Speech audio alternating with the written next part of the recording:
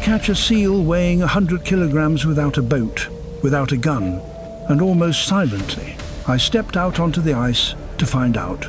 What the Inuit showed me didn't match my expectations at all, but it actually works. This is exactly how they feed their families. I was so cold that I lost all feeling in my toes as I trekked behind the hunters across the endless ice. What amazed me most was how they managed to find the seals at all. At the same time, they weren't actually looking for the animals themselves. The experienced hunter said we were looking for an opening and pointed to the ice. I didn't understand anything until he brushed away the snow and showed me a hole the size of a fist. It was a tiny hole. Those are breathing holes, where seals surface for air by breaking through the thick ice. Without them, they would simply drown. Finding these holes is incredibly difficult. They are almost invisible against the vast white landscape. I stared intensely at the endless snowy horizon but saw nothing. Yet the hunters recognized them instantly. They pointed at a patch of ice that looked perfectly ordinary and said there was an igloo there. I complained that I'd been keeping my eyes glued to the ground for an hour, but all I could see was ice and snow. They only smiled. Perhaps anyone they had ever guided before said the exact same thing.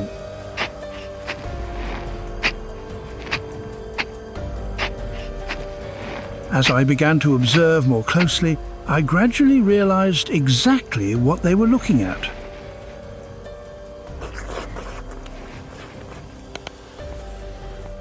The ice around the breathing hole appeared slightly different.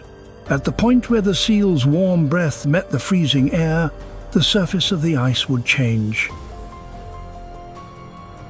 Sometimes you might notice a tiny ridge rising above the snow, or a very subtle shift in color. The hunters even used their bare hands to touch the ice. Right at the location of the breathing hole, they could feel a faint warmth radiating outward.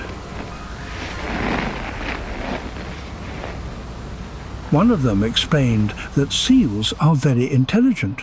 Within its territory, a seal creates between 5 to 7 such breathing holes.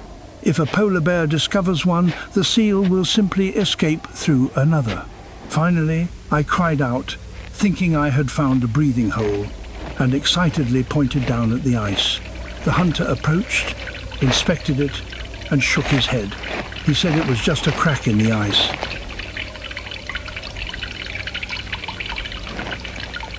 After my third unsuccessful attempt, one of the hunters suddenly knelt down at a spot I would never have noticed. He nodded to the others. A fresh breathing hole, one that had just been used.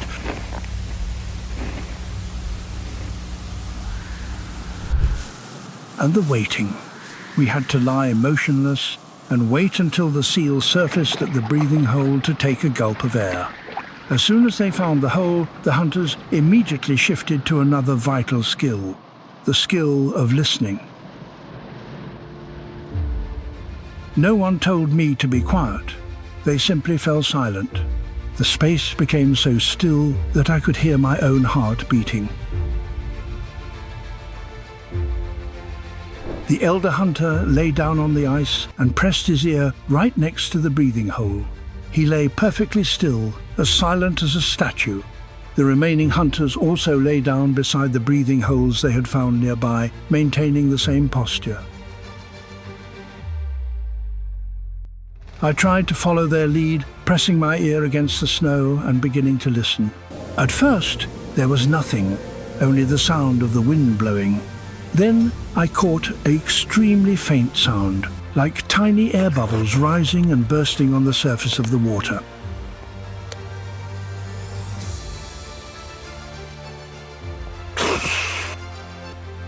The hunter next to me gave a small nod. That was exactly the sound they had been waiting for. Later, they told me that a seal can stay underwater for about 15 minutes.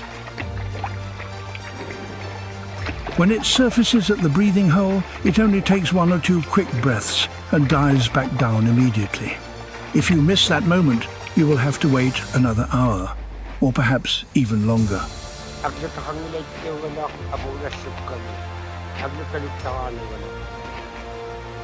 My patience ran out after exactly 5 minutes and 23 seconds. I know that exact number because I glanced at my watch every 15 seconds. Perhaps that was precisely why no seal bothered to swim toward me. In stark contrast, the hunters did not budge at all. Over an hour passed and they remained just as still. Not once did they change their posture, not a single small movement, nor any sign of fatigue. No conversation and no hint of boredom. There was only absolute focus.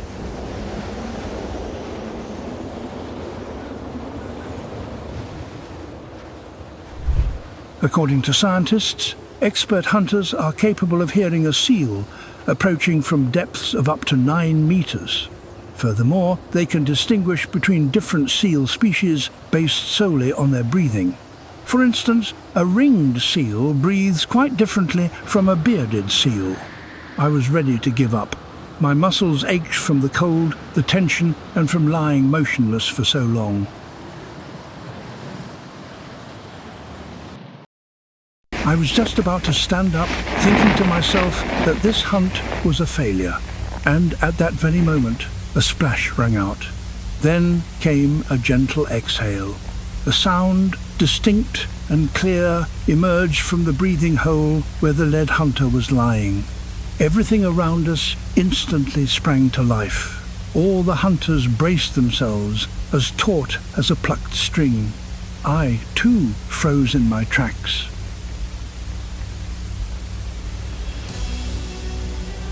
The hunter's hand gripped the handle of his weapon firmly. Previously, I had hardly noticed his strange three-pronged spear, but now, as he prepared to strike, I understood exactly what it was for. This weapon was created for one purpose and one purpose alone. The sound of splashing and breathing rang out once more. It was the signal that the time had come to act.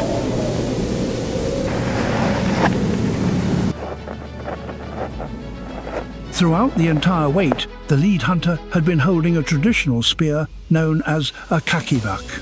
At first glance, it looks like an ordinary trident with a long wooden shaft and 3 sharp prongs at the tip.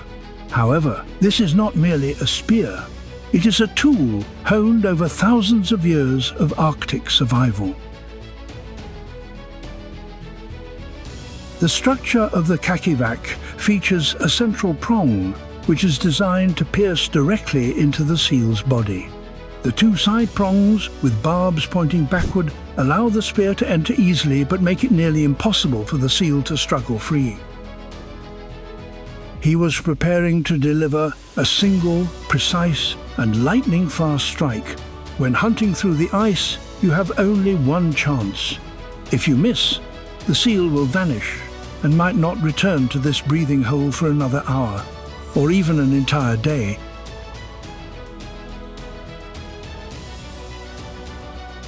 The hunters recounted that young Inuit men often practice this strike by throwing stones into the water and trying to spear them with absolute precision. If you miss more than once in 10 attempts, you risk going hungry. If you miss a real seal, then hunger is inevitable. This was truly an extreme sniper shot aimed at a moving target. And then the moment arrived. Everything happened so fast that I didn't even have time to react. The hunter's arm struck down with immense force, driving the kakivak through the water beneath the ice. Water splashed upward as he gave the shaft a slight twist to ensure the barbs were firmly embedded in the prey. There were no shouts, no chaotic movements. Everything occurred in silence. The kakivak was crafted from caribou antlers or walrus bone. All parts were bound together with animal sinew and meticulously honed for durability. Today, some hunters have switched to metal spearheads, but essentially its structure has remained virtually unchanged for hundreds of years. Spearing the seal was only half the job. If the animal wasn't held firmly, it could struggle free and drag the entire spear beneath the ice. Even a perfect strike becomes meaningless if you cannot haul the prize back up. At that moment, the second hunter reached for a strange object that looked like a wrinkled leather bag. It brought to mind a deflated balloon. This was a weapon just as vital as the spear itself. The hunter holding the spear ordered us to move faster while never loosening his grip for a second. The other hunter pulled out the leather bag. As it turned out, it wasn't an ordinary bag at all, but an avatark. This is a specialized float made from dried sealskin.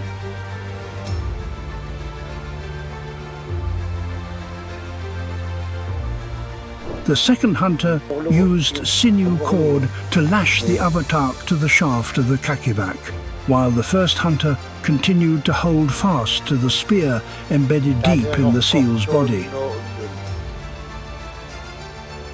The speared seal was struggling violently to escape. An animal can weigh over 90 kilograms, and in its panic, it possesses enough strength to wrench even the sturdiest spear right out of a hunter's hands. At that moment, the hunter brought the avatark to his mouth and quickly blew it up to the size of a basketball. Then he twisted the neck of the bag and secured it with a bone peg. Now that the float was firmly attached to the spear, the hunters could relax their grip slightly, as there was no longer any way for the seal to dive deep beneath the ice. The airbag held the animal steady like a lifebuoy on the water's surface. I asked if there was anything I could do to help. One of the hunters solemnly handed me the end of a rope. I pulled hard, only to realize that the rope wasn't attached to anything at all. They all burst out laughing. He explained that it was the first job of a hunting trip, and the others chuckled with genuine delight. Now, with the seal held fast by both the spear and the float, the hunters gathered around the breathing hole. It was caught. However, another difficult task lay ahead. The hole in the ice was only about 20 centimeters wide, while the seal weighed nearly 100 kilograms. The hunters began to widen the opening. The lead hunter pulled out a tool that looked like a cross between an ice axe and a chisel. He worked swiftly and with full confidence. Sharp, rhythmic blows followed one after another, sending shards of ice flying in every direction. In the past, this tool was crafted from caribou antlers or walrus tusks, materials incredibly durable and strong enough to pierce through ice up to 3 meters thick. Nowadays, the tool is made of metal, but its shape and operating principle remain exactly as they were.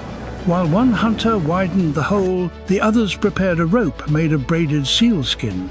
One end of the rope was tied firmly around the shaft of the kakivak. This method allowed the hunters to haul the prey up much more conveniently. One of them said it was now my turn and handed me the rope. I grabbed it with all the enthusiasm I could muster. I was certain that my gym sessions back home would give me an advantage. However, after only half a minute, my hands were burning, my back was aching, and the seal had barely budged an inch. As the 3 hunters combined their efforts, the seal finally began to yield. Its massive body slowly emerged from beneath the breathing hole. Water spilled over the edges of the breathing hole, and the animal finally lay on the ice. It was an astonishing sight, yet none of the hunters showed any signs of overexcitement. No one raised their hands in celebration or cheered enthusiastically. The seal had reached the surface, but the work was just beginning. One hunter let out a soft whistle, the sound echoing across the frozen landscape. Just a few minutes later, an Inuit dog sled team appeared in the distance. They were pulling wooden sleds, known here as kamutiks. This is a traditional Arctic means of transport, proven over thousands of years. Once the seal was securely fastened, the hunters walked alongside the sled, instead of sitting on it. Even with a team of 8 incredibly strong dogs, they believed that adding their own body weight to the sled was an unnecessary burden. As we reached the outskirts of the village, I noticed figures flickering near one of the houses. People began to gather there, as if they had already sensed the success of the hunt.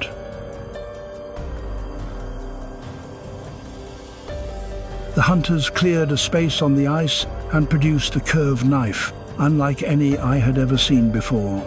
The next phase began butchering and turning the prize into food. The hunters worked quickly, but with immense care, for here, haste is never permitted. The curved knife I had noticed earlier was an ulu, a traditional tool with a semicircular blade and a handle positioned directly on top. These knives are passed down from generation to generation within families. Thanks to its unique shape, the ulu cuts with a rocking motion, making it far more efficient than a straight knife when butchering large carcasses. The hunter carefully slit the seal's belly, and the skin was peeled back in one large, nearly undamaged piece. It was meticulously separated from the thick layer of blubber beneath. Nothing was thrown away. The skin would later be cleaned and used to make clothing, belts, or hunting tools. Next came the blubber, a layer up to 10 centimeters thick that keeps the seal warm in icy waters. This is one of the most calorie-rich food sources in the Arctic nature, especially during the winter months. The hunters cut the fat into large slabs, skillfully separating it from the meat. Feeling awkward, I stepped back and accidentally trod on a small piece of meat. The lead hunter looked at me, then looked down at my foot. He calmly said there was nothing to worry about, and that they had actually intended to soften that spot anyway. The others erupted in laughter, while I hurriedly stepped aside. The internal organs, such as the liver, heart, and kidneys, were removed intact. They were carefully inspected and set aside for different purposes. Not a single thing was wasted. Even the blood was collected into separate containers to make traditional soup. And what amazed me most was the cleanliness of it all. Everything took place right on the snow, without tables or specialized equipment, yet there was almost no mess at all. It was clear that these men had performed this task thousands of times. Once the butchering was nearly complete, they began to arrange the meat into small, neat piles. A portion of the meat was kept for immediate consumption, but the majority was prepared for storage. Despite having no modern refrigerators or freezers, the Inuit developed their own food preservation system. Watching the hunters carefully stack the pieces of seal meat, I asked them where they would store all of it. One hunter replied that they didn't need freezers because they had the entire Arctic. And indeed, this land itself serves as a colossal natural deep freeze. They showed me how to set up a storage cache. They dug holes in the snow or into the permafrost. In the shallow pits, they placed the meat intended for consumption over the next few weeks. The deeper pits were reserved for meat that needed long-term preservation. Without any loss in quality, the meat could stay there for months or even years. During the coldest months, when temperatures drop below -40 degrees Celsius, everything around turns into a natural refrigerator. The meat was wrapped in skins, placed on elevated platforms, and covered with snow. This method protects the meat from scavengers while allowing the intense cold to do its work. One hunter told me that an elder in the village once completely forgot about his meat cache for 2 years. When he eventually rediscovered it, the meat was still perfectly edible. It is hard to imagine doing the same with store-bought meat, which would spoil in just a few days even inside a refrigerator.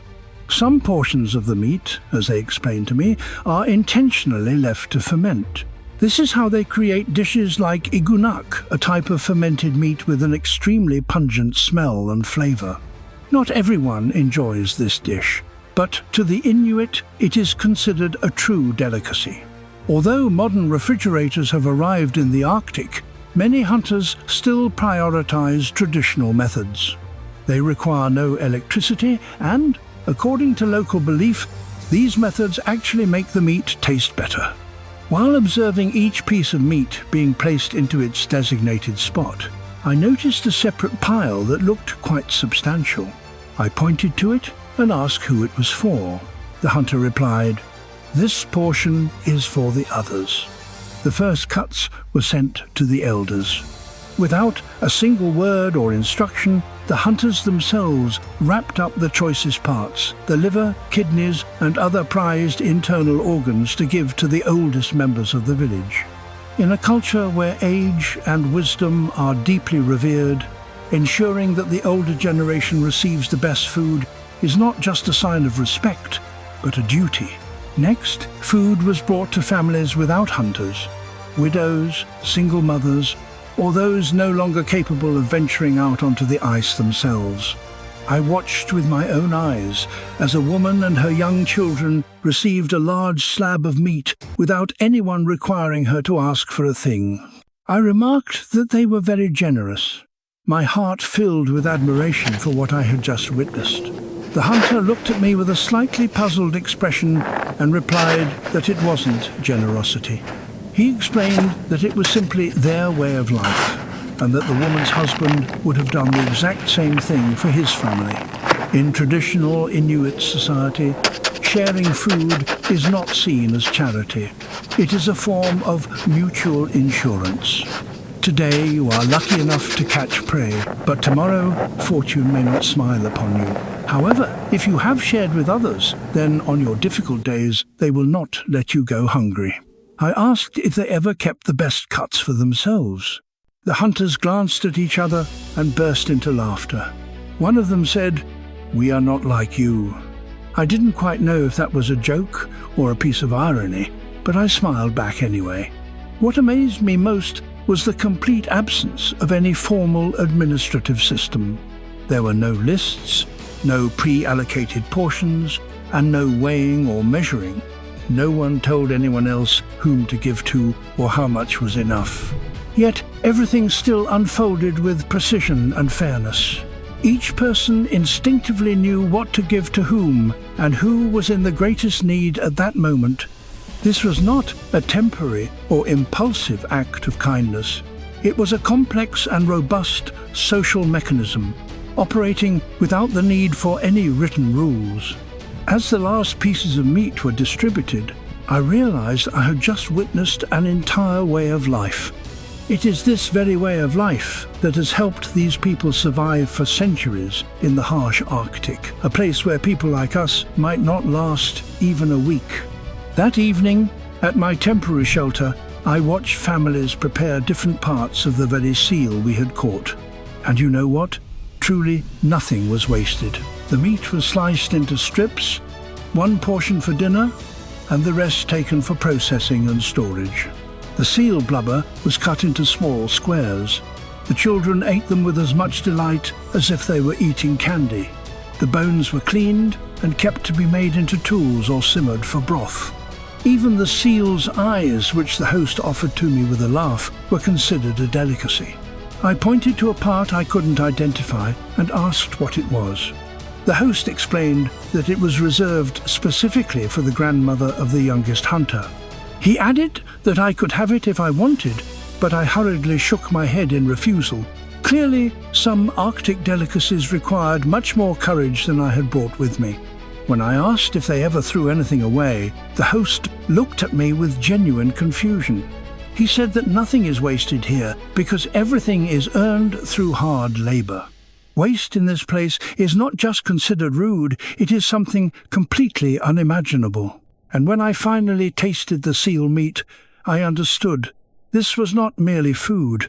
This was a bond with the earth, with ancestors, and with everyone around Every piece of meat here is the result of effort, patience, and knowledge passed down through centuries.